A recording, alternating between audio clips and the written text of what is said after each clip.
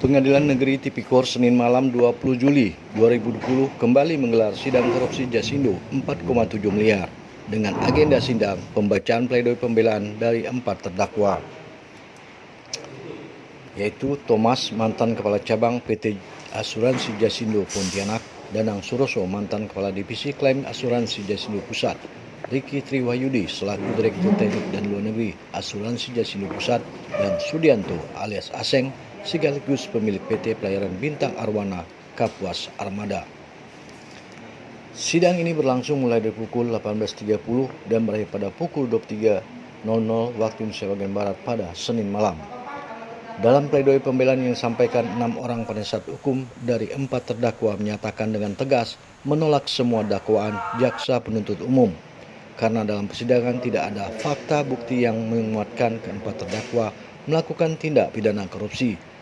Saat membacakan nota pembelaan atau pledoi di depan Majelis Hakim Pengadilan Negeri Tindak Pidana Korupsi Tipikor Pontianak Kota, Kalimantan Barat, menurut keempat terdakwa kasus korupsi PT Jasindo, dalam pembacaan nota pembelaan sampaikan penasihat hukum terdakwa dari Jasindo yaitu Arman Hanis SHCS bahwa kliennya tidak melakukan kepentingan bisnis asuransi dan tidak ada unsur memperkaya pribadi dan institusi. Jika ada penyimpangan, seharusnya pihak OJK yang lebih berkompeten memeriksa, bukan kejaksaan. Hal ini perkaranya sudah selesai dengan adanya putusan perkara perdata yang sudah disepakati antara para pihak, dan dasar pembayaran klaim itu berdasarkan putusan yang telah diputuskan oleh Majelis Hakim Perdata. Itu aja alasannya, dan terbukti di persidangan. Fakta persidangan tidak ada unsur korupsinya. Ya. Begitu juga sebaliknya disampaikan penasihat hukum dari terdakwa Sudianto alias Aseng, Ridho Esa dan Usman Junta Esa menyatakan bahwa kliennya sudah sesuai prosedur dalam pencairan asuransi seperti yang tertuang dalam putusan Pengadilan Negeri Pontianak nomor 158 sidang perdata terdahulu. Ya. Jadi kami anggap tidak terbukti lah unsur yang didakwakan maupun dituntut oleh jaksa penuntut umum terhadap terdakwa atau klien kami. Kami anggap tidak terbukti seperti itu.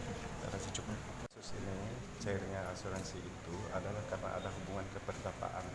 Kita terikat dengan hubungan keperdataan dan ada putusan pengadilan 1558 itu kan, itu jelas-jelas Jasindo juga mematuhi putusan perdatanya, dan kita juga mematuhi putusan perdata karena di situ terikat hak dan kewajiban dengan adanya asuransi Marine Corps Police itu, ya kan, ada hak dan kewajiban Jasindo selaku penanggung dan PT Pelayaran Bintang Arwana Kapuas Armada itu selaku tertanggung. Penasihat hukum meminta kepada Majelis Hakim menerima nota pembelaan secara keseluruhan, menolak keempat terdakwa melakukan korupsi bersama-sama pasal 3 junto pasal 1 Undang-Undang Tipikor, membebaskan dari segala dakwaan dan mengembalikan seluruh jabatan yang telah copot dan memulihkan nama baik dari keempat terdakwa. Namun semua keputusan kasus korupsi Jasindo ini untuk keempat terdakwa bersalah atau tidak berpulang pada keberanian Majelis Hakim Tipikor Pontianak, ungkap Budi Darmawan, Koordinator Komisi Yudisial Wilayah Barat.